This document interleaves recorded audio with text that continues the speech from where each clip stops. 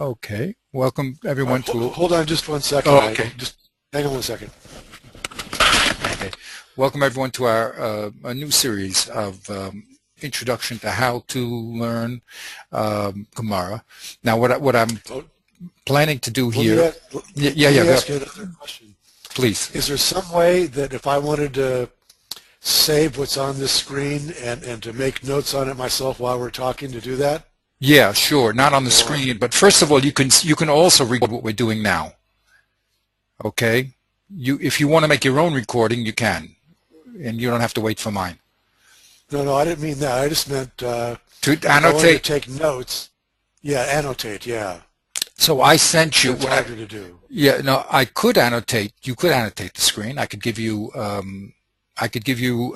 Matter of fact, I could have you run my computer right now, and then I could Uh-huh. send you. And then I could send you the document. Or I just sent this to you in the email, and you could just open it up, and but then you wouldn't see what I'm doing. Okay, so the answer All right, let's just try it. is. Let's just try it like this. Okay, let's just see how it goes like this. Okay, Yeah. and then you'll anyway be able to review. And but if you open up the email, did you get an email I just sent you? Because I just sent this to you again, an updated version of it. Oh, So I didn't open up my email again. yeah, open it up and Uh, do that. I think it's worthwhile. Then what you could do is maybe split the screen in half and write your notes on your copy of it, because I gave you exactly the same copy that you're seeing here. uh-huh. So why take a moment? Because is it hard to get your email? No. Okay. So why don't you just do that? Make sure also we had some little problems opening some files and things like that. So this is called Questions on the Mishnah? That's correct. Okay. Because I looked at what you'd sent earlier. I opened it up this morning here, and I liked it very much. I mean, it was just it's amazing. I've put like many hours of work into it, you know. Well, obviously. Um, Did this thing open up for you, this document? yeah, it opened up for me. Let me just see here. Oh, I see. Uh,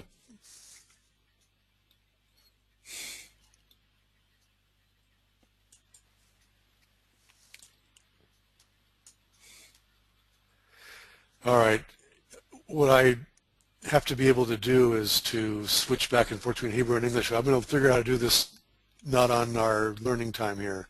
So let's just go back. We'll go back to your screen. Oh, and you know what you can do? You know what you can do? Why don't you just print it out, and then you could actually physically write on it. That's another thing, another alternative. The old days, you know. Anyway, whatever it is, Right. let's. Okay, so I'm at your screen now, and you're pointing at the word safer. That's right, exactly. Okay. So this is the opening statements in Sefer Darkei Talmud by Rabbi Yitzchak Konfentone. Rabbi Yitzchak Konfentone was called the Gaon of Castile. He lived before the Gerish Sfard. Very old man, and I don't think we have much of his writing except this little book, very short book, and it was a favorite book of the Chazon Ish. And what I've found, it's the what separates this book from the Ramchal books is that the Ramchal books deal with a lot of classical logic, which is okay. And you have to know, statements and syllogisms, and you have to know that. But this little sefer is really more about the particular method of how the Gemara works. Okay, now the Gemara, of course, is logical, but there's certain ground rules that you have to understand in order to really appreciate what's going on. And when I say Gemara, really, we're going to extend that to the Chumash and the Mishnah and the Gemara. Now, we started doing this last time but I think we should just go over it again. What I did here in order to help you present this to your students is that on the right-hand side I have the Hebrew, hand side I have my translation of it. And you also notice what I do is I always leave the text alone. All I do is format it into an outline form, because it turns out that all the writing from the Chumash all the way down is really very, very formally done. And people, as I said, don't see that because you just see it as a block of text. It doesn't even have punctuation. But when you start realizing that the material is written in a very powerful outline form, then you can, again, start to enter into the depth of what's going on. Because a lot of times when you read these texts, they're so small in the amount of words that they're using that you can just read a few lines and just miss 90% of what's going on. Because as we're going to learn right now, there's a very brief use of language. There's few words with a lot of meaning. As we go down the generations, we get more and more words and listening. Okay, you have to say the same thing 50 times in order to have people, you know, keep the concentration going. But in all the texts that we're using, it's very, very few words, and they're very, very filled with meaning. So he says like this. Let's go over it quickly. Now, what I'd like to do with you is first to present this overview. Present this little system. It's only the beginning of the Sefer, but it's just packed with very important things. Then to take the first Mishnah in Baba Kama and to, of course, first read it, and then apply his rules to the first Mishnah and see how the depth of the Mishnah is opening up.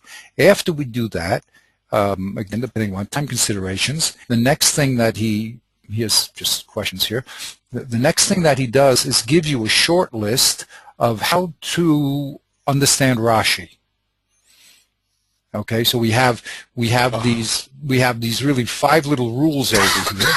Okay, and then we'll go into Rashi and we'll try to say to ourselves, well, isn't that? We'll try to say to ourselves, okay, which one of these rules is Rashi following in his parish? Okay, so it's quite amazing when these people are able to categorize this type of information, because you know normally you think in a discussion there's just thousands of things that could be done, or something as big as the Chumash or the Talmud. I mean, you know, you think it's just endless, you know. So these people are really very big masters of the material, and they have the special gift of seeing it and then organizing it in such a way to give you a small set of rules that you can really carry with you when you begin to understand, when you're reading anybody, what the person is doing. So this is what Rabbi Goldstein used to call conscious learning. That means you instead of like being an apprentice and learning like when you learn to speak English, you learned it naturally, right? So instead of learning things naturally, we have it more organized. So let's go over what we did yesterday, and well, the other day I forgot it, and see what he says. First of all, he says Klal Gadol be'iyun, and of course you can interrupt me or ask me any questions. It's obvious. Klal Gadol be'iyun tidaktek halashon heitev. This is the general rule of all iyun. What's iyun? I often say that we're observant Jews. Okay, and I play, of course, a play on words. The first thing to do is to observe very, very carefully, and that's what he tells you. Iyun means to look into what you're studying, and you have to, in iyun, which is investigating things, you have to look very carefully, and the most important rule is that you have to be medakdek on the lashon very, very well. That means you have to appreciate that the people who are writing these texts are very, very sophisticated and use their words very, very sparingly. They don't say more or less than they have to do. So therefore, to really plummet the understanding of what they're saying, you have to be very, very you have to slow down and look and very carefully at what they're saying. Now, he just doesn't leave it at that. He tells us what a few short rules to do in order to do this investigation of a text. Shetishtadel lerot eshbo. What are you supposed to be looking for when you're looking at the text? One is called yitur lashon. Yitur lashon means extra words. If something could be said in 3 words and in 2 words and said in 3 words, so why is an extra word added? As we said, there's no appendixes over here. They thought, as I said last time, everyone thought the appendix was extra. Nothing is extra here. So every word is placed with meaning. If it had no meaning, it would be here. So if you see something that could have been said in a shorter way, you say, well, what is that extra word? Now that's called, in our modern world, that's called a flag. It immediately raises a flag and says, wait a minute, I'm missing something. I'm going too fast. There must be another message that's encoded in these words. So that's called yitur lashon. The second is kaful iyun. Kaful iyun means to repeat a topic. Now, these 2 words, lashon and iyun, are one of the very strong, essential aspects of iyun in a text. What's the difference between lashon and iyun? Lashon means the physical words on the page, and the inyan means the message or the import of those words, the content of those words. Okay, so I said yes. I could call you Mr. Pokres. I could call you Barton. I could call you Benjamin. There's a lot of ways that you can define an object or a person. So you always have to understand that what the words are speaking about. That's called the inyan. That's the content of the words. So you have to be, in both these aspects, that's in lashon and iyun, there is a very, very important principle that the people who are speaking here say only what they have to say and not more, not less. So if you see something in the lashon, in the amount of words that is extra, or you see that this subject, even though it's perfectly said, there's not any more extra words, but you say that this subject was already mentioned somewhere else ago, or somewhere else before, or what is worse, if it's repeated in the same text. In other words, you can have a Mishnah that has 2 parts, A and B, if they say the same thing, or if you have 2 Pesukim and it seems that even if they're different words, the bottom line is it's saying the same thing. So that's called kaful iyun, and a flag goes up and you say, wait a minute, there's got to be another message here because there's no repetition of content. Okay, so I stress that lashon and iyun because that's going to be 2 aspects of investigating texts that are always going to be back to us. We're always going to look at both the physical words and the message behind the words. Okay? Now, yeah, so I guess one of the things I wanted to ask you, please, is obviously sometimes things are given over rhetorically or in a style that you have a hard time distinguishing between whether this was used, as a rhetorical device or whether it was designed to impart extra knowledge. So what I was thinking, like for example, the Arba Avos Nezikin, the Arba is extra because you don't need somebody to count the 4, there's 4 avos mentioned there. You brought that up yesterday, and actually several years ago too. Now, just for example, I was thinking, well, look at the first line of the Gemara, where it says, from the fact that there are avos implies that there's toldos, and then it asks the question, are the toldos the same or not? Why wouldn't you just say that it's pshita that midigatani yesh avos, there's toldos? Why do you have to be told that? Okay. It sounds to me like it's a Very rhetorical good. device. Excellent, excellent. Now, make 2 points to you. First point, we have to talk about preferences, not preferences, what is that called? When you say Priorities? Priorities, yes, priorities. First priority in investigation is to say that everything is needed and we have no rhetorical stylistic use of language here, okay? That's our first interaction with any text that we have. If and only if we see that we cannot explain the text any other way do we then fall into the second category called rhetorical. Okay, that's a very important principle. We always go from the rhetoric is really not is a secondary move. Doesn't mean it never happens. It does happen. For instance, as I said, it says Hashem put his hand into Mitzrayim.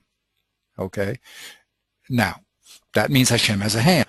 The Rambam says we say it every day in davening. He doesn't have a goof, ain't no goof. So we're forced to say that that's talking rhetorically. It means he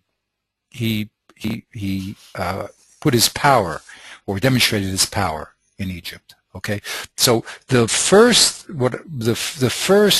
move always is it means what it says in the simple meaning, and if we're forced out of that, then we can go to the rhetorical position. Okay, and that's a very, very important note to make. Now, as far as your example says, isn't it a rhetorical method? Obviously implies toldos, right? So why do we have to be told that? Well, because of your kasha, you're going to see in Rashi, for instance, that avos does not always have to imply toldos, because an av can also be a word that talks about the Chumash as being an av. That's called rhetorically. In other words, if I look at the Chumash as opposed to the Mishnah, I can call the Chumash the big daddy. And I call the Mishnah, I call him the little kid. Okay, because I want to show that there's a difference in Medrega between what's written in the Chumash, which is the father of all information from Kodesh Baruch Hu, and what's written in the Mishnah, which is very, very important, but since it's not black and white, it's called second in command. Okay, so there the use of the word av does not necessarily imply the logical use of the word av, which means a derivative, a primary category and its derivative. Okay, so that's really why the Mishnah has to spell that out. And we're going to actually, Be'ezrat Hashem, I mean, when we do more investigation, we're going to see that Rashi actually says a definition there of an av, that means it's written in the Chumash, and we're going to see some other Gemara texts too later on when we get about why the word av is used. Okay, so your question, because now you know that there's a priority that we do not, in the first instance, accept any rhetoric. So your question is good, and it forces us into a deeper understanding of the text to produce an alternative. And now we're called observant Jews, and we're called people who are understanding the text much more deeper level. Okay, that's clear. Yes. Okay, and that's exactly how these tools are supposed to be used, by the way. They're supposed to give you the foundations of learning, and then one of the rules are broken, you have to say, wait a minute, this rule is being violated. What's going on here? Red flag, explanation. Okay, yes, you want to say. Okay, no, I just noticed that there was no Rashi addressing that point right here on the daf. Look at the first Rashi. Look at the first Rashi on the Mishnah. What does it say? Yeah. So avos kari lachanik de ksiven bekra behedja. Stop. What does Rashi just say there? Says avos are these are called avos because they're written in the pasuk specifically, explicitly. I Okay, guess. so you see there's another definition of an av. Those things which are Right. written explicitly in the Torah are called avs. Okay. Right. So that explains a different usage of the word av up here in the Mishnah. But what about in the Gemara? No, that's why the Gemara first had to say avos miklal that told us. You said that's simple. It's obvious, right? That you told me. Right. Isn't that obvious? I said it's not so obvious. There's another way you could learn the av. Because I'll also bring something to your attention.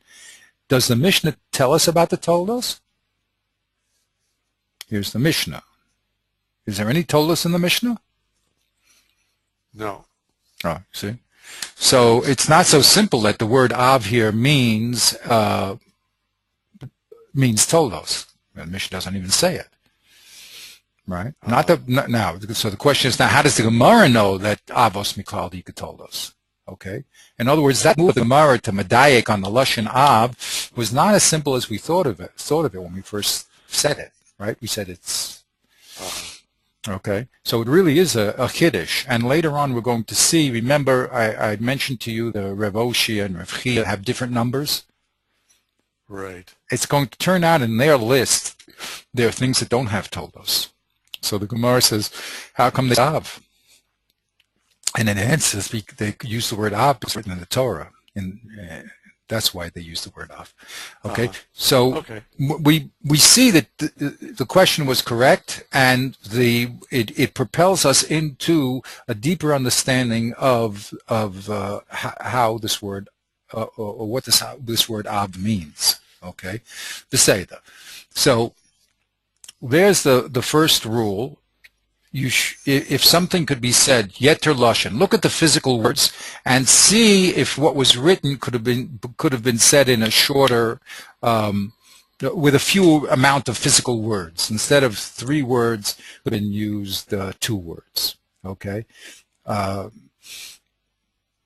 second one is called, look if there's a repetition of ideas in the Mishnah, or really anywhere, it doesn't really matter, but in any of the people we're talking about. Is there a repetition? In other words, the words could be different, but the concepts are the same. So I explained to you yesterday that we're going to see that's one of the big problems of our Mishnah. Why did the Mishnah has a problem? Why did the Mishnah write 4 different cases of Nezikin? Isn't that called kaful inyan? Now, they're definitely different words, right? One is talking about an ox, and one is talking about a pit, and one is talking about a man, and they're different words. But conceptually, if I know that I am obligated to pay for damages, what's the difference if it's an ox or it's a boar or a pit? Can I learn one from the other? Once I use one as a classic case, and I know that I should have watched my animal, prevented him from doing damage, can I extend that logically to the other 3? That's what really was bothering the Mishnah. There was a kaful inyan, a repetition of concept in the Chumash itself. Okay? Right. And of course the Mishnah is going to tell us that it's not true. You really can't learn one from the other because there's certain reasons to say one is more chumrah than the other, which is a deeper level of our investigation of the Mishnah. But it's very important that I point out the difference between extra words and repetition of concept. Those are 2 separate flags that get raised whenever you look at a text, and you should always be conscious of that. You should always be conscious of how many words are being used, and if this idea is being said, even if it's in a different way. So, for instance, if you have in a Mishnah, if you see 2 cases and they look to be either analogous, or one could be a kal v'chomer of the other, you could derive the second from the first. So that's a kasha, that's a kaful inyan. Why it has to be repeated. Okay. Okay. Now here's the third rule. The third rule is this concept of chiddush. Now the concept of chiddush. This, as I said yesterday, is one of the foundations of this whole book called Darkei Gemara, and it's one of the big secrets in learning. I say it's a secret because many people can go through their whole life and not understand that it exists. And the rule says that everything that you read has to be a new idea. What does it mean, a new idea? Either you never heard of it before, or you would have thought the opposite, or different. Okay? So that's a very important thing, that the concepts in the Torah are always pushing you into a new dimension of understanding. If you see something, for instance, that says "do not steal," right, in the Chumash, in the Ten Commandments, so you should say, "Wait a minute, that's no chiddush." Why? Doesn't everybody know that? Isn't that a simple rule? Okay, there may be some, crazy people in Saddam that don't do it, but I mean, isn't that just called a normal mind would tell you, that it's you shouldn't take something from someone else? Right. So it looks like there's no chiddush there. So that will propel us into what is the extra level of sensitivity that the Torah is talking about when it says "do not steal." Okay, not that it means that in the Ten Commandments, but we know that if you don't say hello, if a poor person comes and you don't say shalom to him, you're stealing his kavod. Okay, so we have a much more sensitive view of what's called stealing. Okay, we did yesterday. When you steal a person, for instance, the penalty is misa, death. I don't know if kidnapping. I mean, sometimes, as I told you, they copy the Torah in there in secular law. But normally, I mean, you didn't kill the person. It's true you did something very nice to him, but why should the penalty be death? So whenever you see something that is on the surface obvious, because any normal mind would say so, then you know that there's a flare comes up, and there has to be a deeper or a level or a more sensitive level of meaning. Okay, and as I said, this is a very, very hidden rule. The first rule, you could say, okay, even in, I was thinking you're a lawyer, you deal with lawyers. I was thinking about our relationship with the Kodesh Baruch Hu as a contract. In other words, the Kodesh Baruch Hu took us out of Egypt, and because of that, he created a contractual relationship with us with the Torah. We are now obligated to do certain things, whether we like to or not. I mean, of course, we'd like to think we do it just small, but it's actually a mitzvah, means we're commanded to have a choice. That's a commandment. Of course, we have free choice. We can do what we want to do. But I'm saying we have a contractual relationship with the Kodesh Baruch Hu now to do what he wants. So the Torah can be looked at as as the contractual relationship the Kodesh Baruch Hu has with the Jewish people. Okay. Now, as a contract, in contract law, I'm sure you're well aware of it. There's many facets of contract law, and one of them, of course, is that the words should mean what they say. Correct. And we wouldn't expect that anything is extra unless it's absolutely necessary. Now, it may be that we may have to spell things out because it's not understood, but we would expect that there wouldn't be anything extra repetitive. As I said, not necessarily. You'll say maybe we have to write it because there could be an error that someone might say not so, or wasn't the agreement. But that's all I'm trying to say here is that the first two rules of Yet Lashon and Kafel Inyan are rules that would apply to any carefully written text. That's why I said a contract. Or, for instance, if we were in a science class and or computer programming, or certain mathematical equations and mathematical proofs, you'd expect that there weren't extra things there. That if you want to solve the equation, you would do it the most economical way.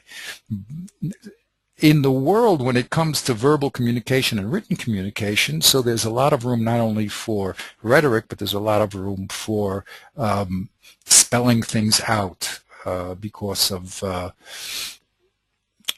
whole world of literature, because it emotes an emotion. But in our learning, since this is a contract, so to speak, with Kodesh Baruch Hu, then we have to be very, very careful about every word that is being used, because the people are at that level. Kodesh Baruch Hu is at that level, obviously, and the people who are represented Kodesh Baruch Hu, the Rabbanan, are also at that level. So the first two rules are not that dramatic. Okay, they're important because, you know, you might think that things are a little more loose or rhetorical, as you said. But the third rule is very, very, very, very important to point out, because a lot of people miss it. The Torah will not tell you things that are obvious. Okay, and what's this phrase that they use? Svara lama likro. If you could have known that either from another place or from simple observation, so there's no reason for the Torah to say it.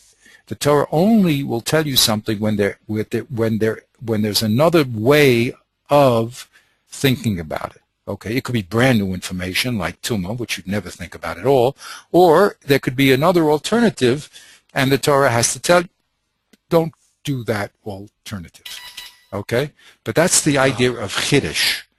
Very, very, very important. So whenever you're reading a statement, you have to say to yourself, wait a minute, is this obvious? Either I knew that from some other source, or it's just common sense.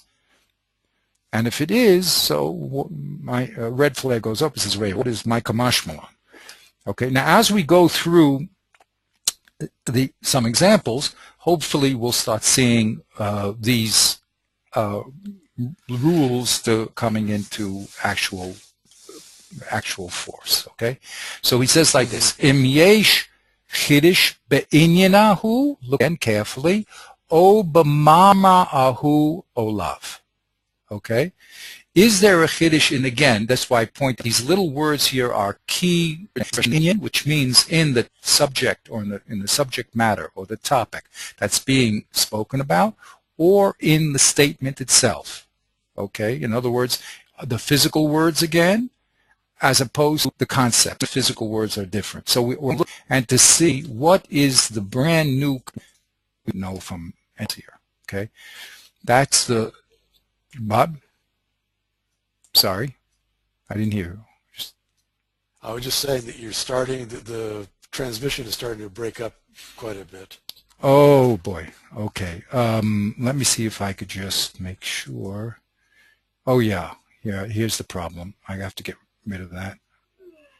Skype takes a lot of our energy. You know. So if we have to use it, we have to use it. Always in the brochure, we don't have to use it, so we don't have to use it. That should be better. I usually close down most things before we learn. Also, you should shut off Skype too. Okay, but is that better? Am I breaking up? Yeah, it's better. I'm quitting Skype as well. Yeah, exactly. Get out of it. Yeah, okay. Okay, that'll give us more bandwidth. Okay, great. Now, those are the first three things to look for. Extra language, repetition of concept. Is there some new information being said here, okay, either in the content or in the words, okay, or in the statement? Okay, if the statement was said someplace else, if there's no chiddush, okay, and if the content is known either because it's a simple svara, so then no reason to say it. Now, here's the second set of rules. Very important. We're going to look for what's called shinui. Okay. Just let me toss that. Esther, I'm teaching now, okay? Okay. Shinui is a very important thing. It's one of the basic rules. Shinui is also a relative word. When I say something that's different, so it implies that there's a norm, right? And we can't have a norm without difference. Okay. Esther, I'm teaching now. Okay, so what we have to, he's now going to tell us what to look for when it comes to changes. One is shinui lashon. We expect that the language that's being used in the Chumash and also in the Mishnah is going to be consistent. We see a Mishnah, for instance, that starts off talking about, like we have in Baba Kama, it says if a person broke a a chavit, a barrel, and then it says, and if he, and it talks about the same case, and then it switches the barrel to a cod. Okay, a cod is a vessel. So that means it changed the language. So we have to say, well, why is there a change? I'll show that to you in our little mission over here. Here it says the four avos and the zikin are the shor, the bor, the mav, and the hever, correct? When it came to showing the distinctions, it said the shor is not like the mav, and the mav is not like the shor. Both of them are not like the aish. Well, was aish one of the four nezikin that we mentioned? No. So why didn't it just say either aish here, okay, or, excuse me, this aish is number 4. Why didn't it say aish instead of hever, or why didn't it say hever down here when it spoke about aish? Be with me? So that's called a shinui. It seems there's no reason to change the physical word if you're referring to exactly the same thing, and that's what you're doing. So that's a flag, and it's done consciously. So why was it done? Go ahead, please. I was going to say that's the first Tosfos, isn't it? Yes. Well, yeah, well. They don't use the word hain. Hain is very important. He's going to say, now that's a question of, let me just spell something out here. There's a text in front of you, and there's the text in the text in the Mishnah, for instance, where here's the Mishnah in front of us, and there's this Mishnah in relationship to all the other Mishnayos, right? So if we see throughout all the other Mishnayos, they use the word hain after a list. So we say, wait a minute, there's a shinui lashon here, but that's not from hever to aish, it's from hain and not hain, correct? So we would expect hain here because that's the norm. There's a shinui from the norm. Why isn't it done? Okay, so that's a very important rule. Look for shinui lashon. See if the words have been switched unnecessarily. Okay, very good. The second one is called shinui din. If we see, for instance, two cases, one mentioned after the other, and we see the second case has a different law, we have to say, well, what was it that caused that law to change? So that's what I explained to you yesterday when we started with the breaking down of this parsha in the Chumash. We say to yourself, well, you either would expect a change or not. Sometimes you expect a change, and sometimes you don't. But for instance, when it came to killing a man, of course, the penalty was the death penalty. When it came to an animal killing a man, so the owner of the animal is not killed. Okay, so that's a shinui din. So you have to say, well, why not? So then you'll explain, of course, because he's not a first party actor in the scene, however you want to explain it. But the point here is that when cases are laid out, there should be a logic as to when the law changes. Okay, if I have one case and it's followed by another case, and I see that the law changed in the second case, there must have been some factor in that second case that changed the law. So I have to be aware and say, why did it change? Okay, that's called shinui din. Okay, the third one is called shinui inyan. And here's our key words, lashon v'inyan. Inyan means that there's a change of content, subject matter. Okay, why do we go from one subject to the next? And that's again what I was doing in the Chumash, looking for the progression ideas. Why do we go from man being the object, the person who's doing the damage, and the victim being another man, to a man damaging an animal, to an animal damaging a man, to an animal damaging another animal, to an inanimate object animal? Look for the progression of change in the content. Okay, not only who they are and what the dinim are, but what about in the content? Okay, so we would expect, So I guess I again. don't understand. Go ahead. I was going to say, I have a hard time understanding that in the sense that, I mean, at some point you exhaust a topic and then you move on. Okay, so then we would expect a new chapter head, right? We would expect an indication of a new chapter. For instance, we have a book of civil law, right? And then that's called Nazikin, right? And that was preceded by Noshim, okay? So there you would still ask yourself, for instance, why does Noshim come before Nazikin? What is the juxtaposition between those two concepts? How come Nazikin doesn't come before Noshim, okay, or not? Okay, so what is that juxtaposition of ideas or progression of ideas are very, very important. Now, it's true that one idea, within one idea it can end, and then you have a new idea, but still this new idea came on the back of the old idea, so why was there, what's the transition? Okay, in the old idea, you have chapter 1, chapter 2, chapter 3.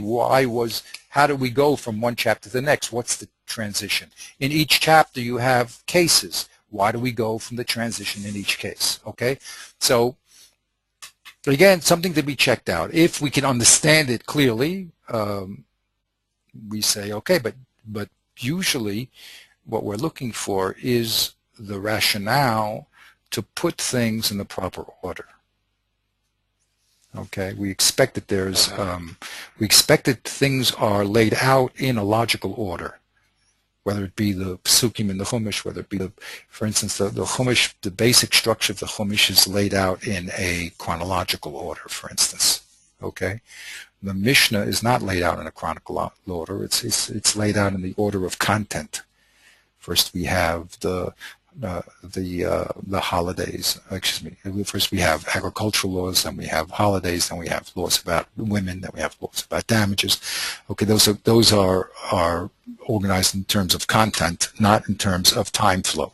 So we always have to think about the flow of ideas. What is connecting one idea with the next, and why do we switch from one topic to the next? For us, everything is done in a conscious level. There's nothing, well, we just now talked about X, so let's talk about Y, and there's no reason, and Y has nothing really to do with X. So usually there's a reason to go from X to Y. Even though it may be talking about different subject matter, it represents, there must be something that connected them and something that unconnected them. Okay, anyway, that's called Shinui Inyan, looking for changes of subject. And he says the Shinui Inyan ben nosei lenosei, look for Shinui Lashon, Shinui Din, o Shinui Inyan sheben nosei lenosei. From one subject to the next, always look for these things. Okay, and ask yourself the very important question, Lama? Learning is a active activity. It's not a spectator sport. It's another thing that people miss, because there's so much information, you could just sit and absorb information all day long. But iyun, critical analysis, and deep understanding comes by asking the question, why? And why is a question asked when something unusual is happening, like a change of language, change of din. And it's a question that must be asked all the time to understand the deeper level of what's going on here. For instance, I'll just show you here, shor, bor, mava, and heva. You have to say, what is the progression of ideas here? The shor is an animal. The bor is an inanimate hole in the ground. Mava is, let's say, it's man. And then, now, and the first one is fire. So we go from living things to inanimate things, back to living things, and then to inanimate things. Okay? So it seems that there's no progression in ideas between these four things. So, well, what do we care? We just wanted four. But since this is all being written in a highly intellectual way, the people are putting everything down purposefully. So we have to know what is the progression of ideas? It's a very important thing. And when we see like this four things, these four items not being presented in a proper progression, we have to ask a question. Wait a minute. There's a message here. What is it? And again, we'll see that Rashi is going to address that issue. Okay? So that's a another very important rule. So you see we have very short rules, but they're very powerful. Now here's the third thing that you have to do. You have to v'derashta v'chakarta v'sha'alta heitev shetishtadel lahotzi kol halashon be'inyan shekol mila v'mila v'kol chelek mimenu yor al dabachara shalo haya muvan mi kodem. Okay, so here is the third level he's going to talk about in Chiddush. He's going to do this. You have to first darish, you have to ask, and you have to investigate, and you also have to shoel very well, and try to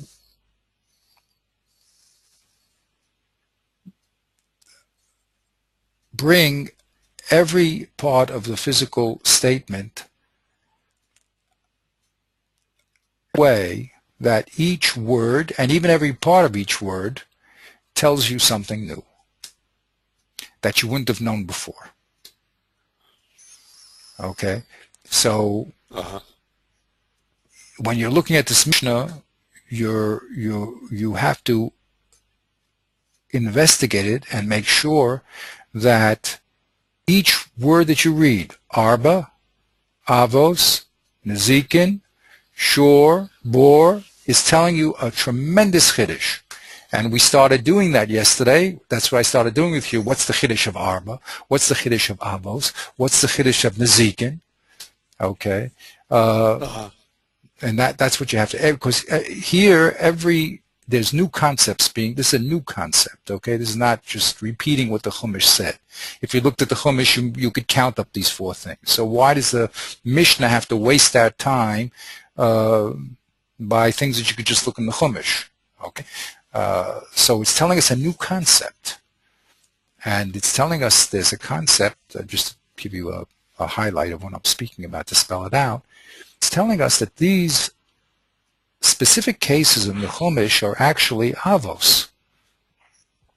Okay, and that's a very important rule, because not everything written in the Chumash will admit of toldos, will admit of derivatives. Right. So that's a very important chiddush to tell us here, because if you just look at the Chumash, you'll say that these are individual cases, and they don't represent classes of cases. Okay, so why does it have to say there's only four of them? It's a question, okay, that we have to ask. And we know that, these are the type of questions the Gemara will discuss later on, because as I always have the long list. Here we have the short list of Nezikin. But there's a long list of Nezikin which has 24 different types. So why are these picked out? These are picked out because they're generative.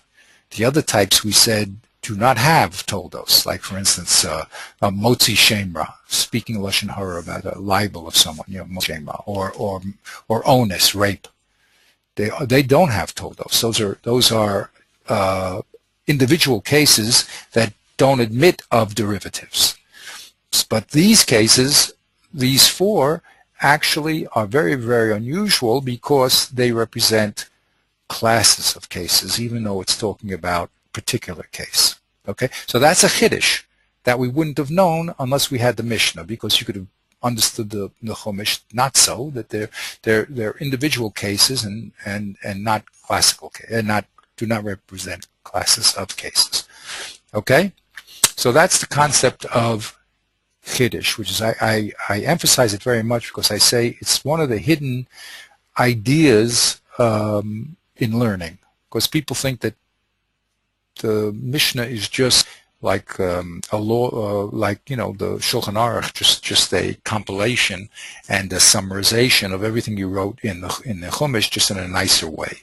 Okay, instead of the information being spread all over the place, it just compresses the information and it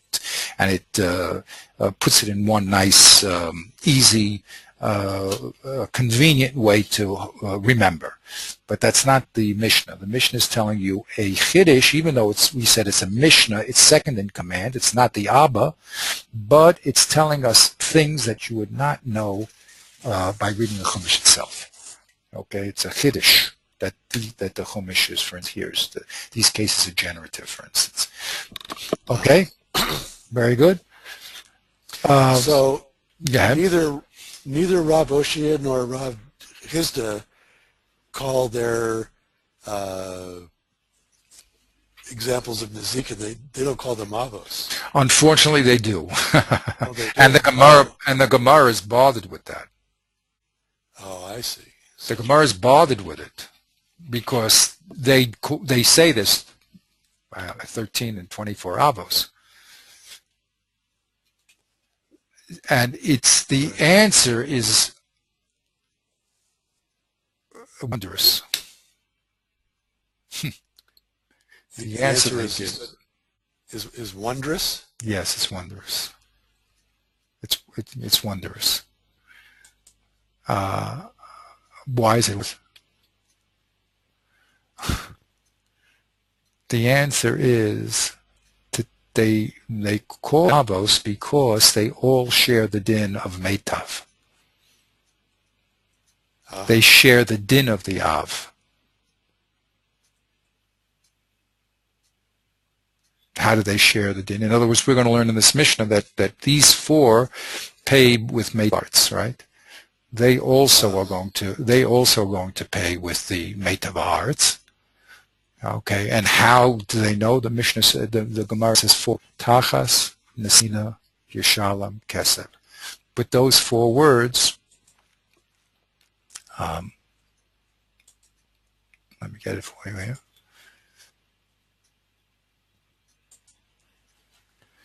Those four words are going to be the links which connect all these 24 cases in front of us. Okay, like for instance, Sheni Regula said the word Yeshalem. All these Shomrim here have the word Yeshalem in it, and it's a Gezerah Shava, which is only a Halacha Moshe Messina. You can't do this yourself. This is Moshe Rabbeinu got these four key words from Kodesh Baruch Hu. But these four words will now spread the Dav to all these other cases. Either these cases have the word Shalom in it, like these Shomrim, right? Or they'll have the word Tachas, okay, like in Sar, in onus, in rape, or they'll have the word Yiten, Nesina, in Ripui and Shevis, which are a subcategory of rape, right? Or they'll have the word Esev, as in Motzi Shem Ram Mimafate. So the use of the word Av by Reb Chia and Reb Oshia was to tell you that this din of meitav is actually not limited to the avos, but actually spread to the other ones. Okay, that's what you said. But our Mishnah is using avos in its classical sense to tell us that these four distinguish themselves from all these other ones because these four have toldos. Okay, these are, for instance, Regel. These are all the toldos of Regel. Thing here. Where'd it go? Okay, here's the toldos of Karen. These yellow things here. The toldos of man. The toldos. Okay, so the beauty of the depth of linguistic expression is open to us by understanding what the rules of the game are and then watching them being applied by the masters of the material. Okay, some rules, for instance, you can use yourself to extend. Some rules you can only use if they were handed down to you, and they're only limited, like the Gezerah Shabbos is something that you're not allowed to, no one is allowed to create another Gezerah Shabbos. There's a little more than 20 of them, okay? But once you know the rules of the game, you understand what people are doing, and then if someone is violating one of the rules, you say, wait a minute, what's going on here? Okay, and that's the exciting method that the Darka Gemara is presenting to us. By clearly knowing the rules of the game, you can then determine whether they're being broken, and therefore we have a red flag, or even if they're not being broken, you have the questions to ask to understand what is the deeper meaning of what's being said. Okay, so for instance, as we said, this last rule we had, everything has to be a chiddush that you wouldn't have known before, for instance, in that rule. So we said, wait a minute, when we get to the deeper level of appreciating the Mishnah, that is actually the question that the Mishnah is addressing in phase 2 here. It first tells you that there's 4 generative principles, and then tells you why it's not called kafel inyan. And each one is a chiddush that had to be there. Okay. Now it's saying it very briefly in a very few words, and remember, it's still Torah Shabbat Peh was not supposed to be written down, and it's written down in such a way that you still need Torah Shabbat Peh to open it up. Okay, which means you have to think and analyze and to appreciate what's going on over here. Okay, Bekitzer, that's what we said. So now that's the second year. You have to make sure that every word and every part of a word is a chiddush that would not be known by any other previous information. Okay, so if I would have known the Kal V'chomer from shore, or from or if I was given bor, I would know shore, whatever. So then I asked myself a question. Wait a minute, seems that there's no chid writing a bor. I would have known that. I would derive that from shore. So why did I have to write it? So that's why the Mishnah now in phase 2 is addressing itself to that question. But that is all hidden information in the sense it's the movement that's happening behind the text. And if you don't have the rules, then you don't see it. You just read it very, very flat, and you finish reading the text in 15 seconds, and then you go on to the next thing. Okay, but that's not what's happening here in this type of presentation. Okay, Baruch Hashem. So now he says the fourth level of investigation. V'teda v'taskil b'davar ahu b'shorish u'be'etz. Whenever you see a case in law, you always have to say, what is its shorish? What's the source in the Chumash? Okay, if in this case, well, what's the source in the Chumash? Where do we get this in the Chumash? Okay, so we have to look for its shorish. Also, the shorish means the source. The etzem means you have to get down to the essential principle. Now, I want to give you examples of that, which are not, again, very hard to see because you're just seeing animals over here and objects. But for instance, the shore, if Karen, really the etzem of that is that you are obligated to watch when your animal has, or your animal can express intent to do damage, then you have an obligation to watch him.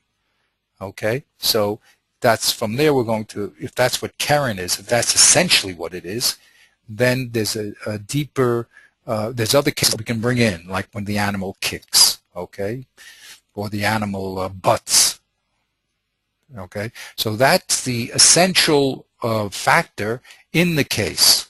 It looks, when you just look at it, you're only obligated when your animal gores another animal, but through an investigation we're going to have later on in the Gemara, we're going to see that doesn't represent a specific case, but it actually has a that case represents a factor called kavanah lahazik, and therefore I'll be able to now extend that din, or extend that law, not from Karen to kicking to pushing another animal off the side of a cliff, because I understand the essence of that law. Okay, and now the third step is to define the limits of the law. The limit of the law. At what point do you say that this animal does not have intent to do damage and you would be putter? Okay, or what? In one case would you say it always has an intent to do damage no matter what? Okay, so those are all called limitations of the law. How far does it go? How small or large is this class going to extend to? Now, this system that we just looked here is done by Rabbi Konfentone, who is, I told you, is called the Gaon of Castile, a Rishon. He is able to do this with alacrity, okay, very easily. For us who are beginners, it's a very, very difficult system, okay, because of our limited interaction with the Chumash and the Mishnah. But even so, that's just a word of caution, and also to say, don't be overwhelmed by the responsibility that you have as a reader of the Chumash and the Mishnah by these rules. Okay, we're going to use them and watch them being used, even though we may not be able to do all of these things. If I asked you, where does it say in the Chumash that the shore is obligated? Well, you may just look at me and I don't know. Okay, so all I'm saying is it's not a question. One should not be frustrated by the inability not to, to do these things, immediately. These things take time. The system takes time to master, and the content takes time to master. And iyun is a very slow and carefully done exercise. Like this piece that we're doing in Meitav, I've been working on it for years. Of course, not every day, not every moment, but it's a very, very delicate, complex, and deep discussion. So, but at least we're going to present to you, and this is what I hope you'll be able to present to others, is the bare bones system. This is what's going on in the learning process. So you should be able to at least observe it, and that level of consciousness will give you a tremendous amount of strength, because you'll see what's being done, and you'll be able to do it yourself also. Okay, you'll be able to extend it. You'll say, well, here there seems to be a change of language. Why? Here there seems to be a change of content. What is the reason why we started talking about X and we moved to Y? Okay, that's the whole excitement of doing this type of activity. I think it's, I always say that this book, Darkei Gemara, should be a mandatory introduction to everybody that learns. Every person that learns should be learning the Sefer, because he's telling you the ground rules of the game, and it's something that, as a person who is just interacting with the text, could spend a lifetime and maybe understand one or two of these things, or 5 or 6 or 7, but definitely not understand all of them, and not understand them in such a clear presentation. So I'm a real fan of this book. I'm not only me, the Chazon Ish was a very big fan of the book. And once you start seeing these things and applying these things, your learning has a tremendous amount of hanoah, pleasure, because you're aware about what's being done, or what has to be done, and what's being asked, and then you become a participant in the learning process and not just an observer. Okay, so let's go now and let's try to apply some of these rules to our Mishnah. Okay. Now notice what I do right, in the. This is a place where I'm gonna have to stop. Oh, okay. Very good. Okay. But what I'm trying to figure out, and I guess now you are too, is best times to we can learn since we're half a world apart. I think it's on my part. I'm not convinced this is a good time of day, but I'm want to just see it in comparison to other things. What if we were to learn, like for me in the evening? I'd probably. I'm trying to think how. Like you'd have to get up real early. Yeah. So now, what's the earliest? I tell you what I do. I now started this year. I hope I can continue it. I daven for Seekin. Okay, so I'm usually back here at around 7:30 in the morning. But that's I think around 2 o'clock at night, isn't it by you? I don't know exactly what that is. 9 hours difference from us. Yeah, 9 hours. So that would put if you were. Yeah. Oh no, that's not so bad actually for you, is it? If we said like say 7:30, that should be. No, what's 7:30 by you?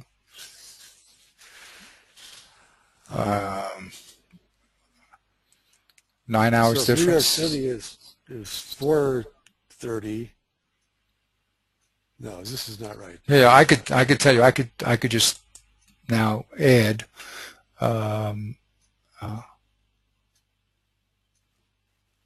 additional clocks, right? So I could say, for instance.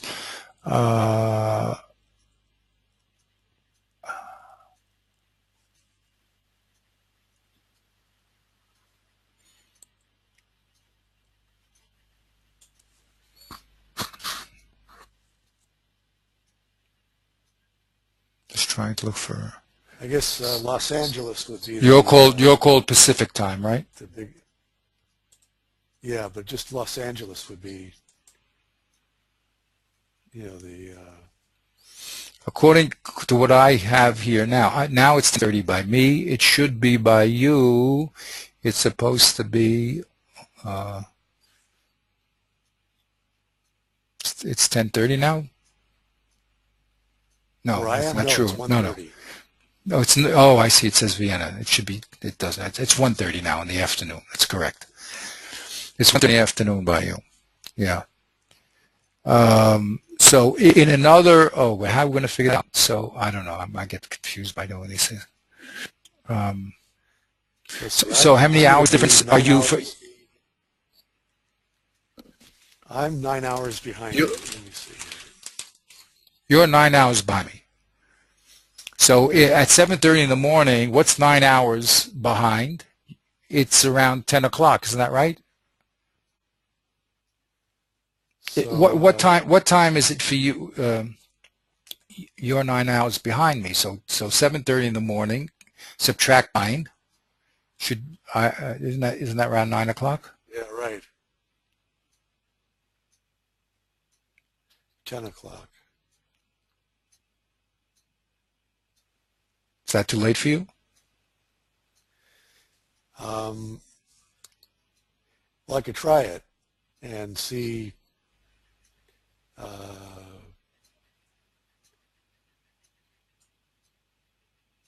I'm just trying to.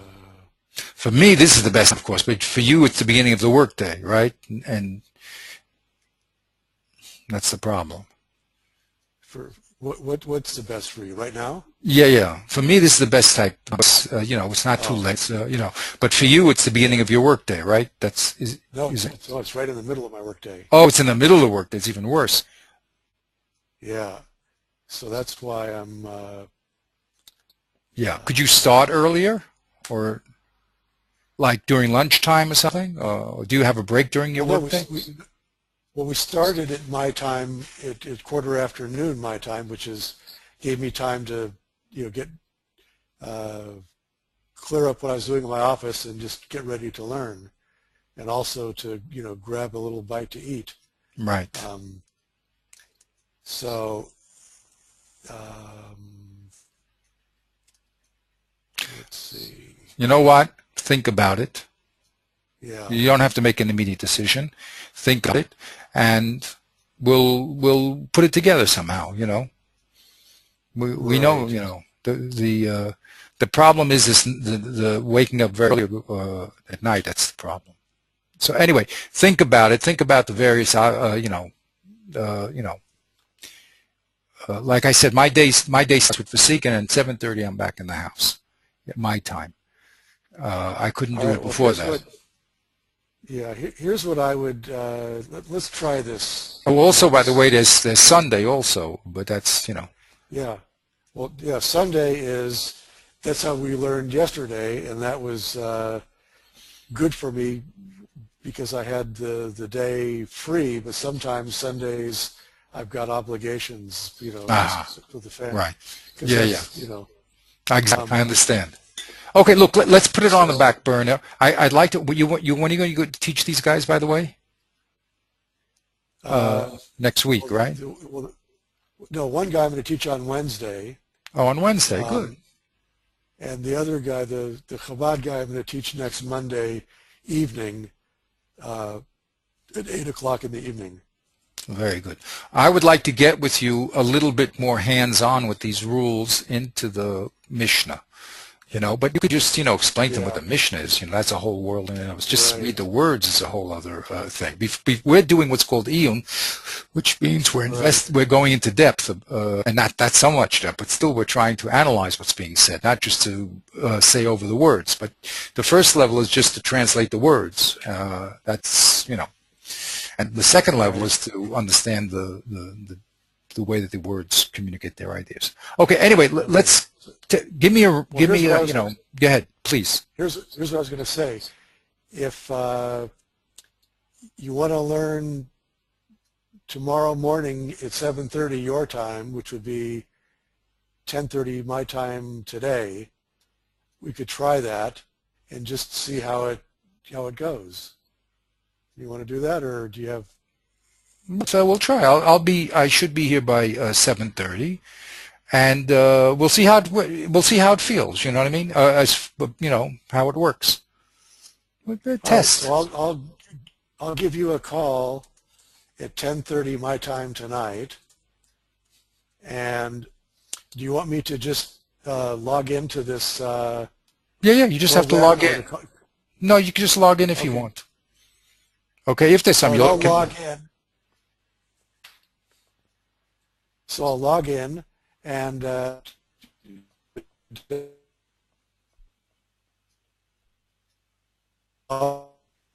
you're going out for some reason. I don't know why. Hello? Yeah. I just lost contact with you. Just a glitch in the internet. Oh, but you heard what I said? No, I didn't. So just repeat that last sentence. Oh, okay. All right. So I will log into this program. And hopefully that'll be sufficient. But if not, I'll call you on Skype. Yeah, exactly. Both of them are on, so it's not a problem. Okay? Yeah. All right. Have a great day. And Baruch Hashem, we're learning together. It's not across the table, but it's almost like it. I mean, I could hear you better doing it than I could across the table, I think. Yeah. Unbelievable. I can hear your voice so clearly. Yeah, I know. It's an unbelievable world we're living in. It makes sense. And when I think about it, I say Mashiach is coming tomorrow. I mean, it's like, come on here. You're thousands of miles away and we're learning together. How can that be? Yeah. Right. Okay, Beseda. So tomorrow morning, Bezat Hashem, at my time, and we'll see how it works from there. Okay. All right. Well, thanks then, Chaim, and I'll see you then. Great. Okay. Bye-bye.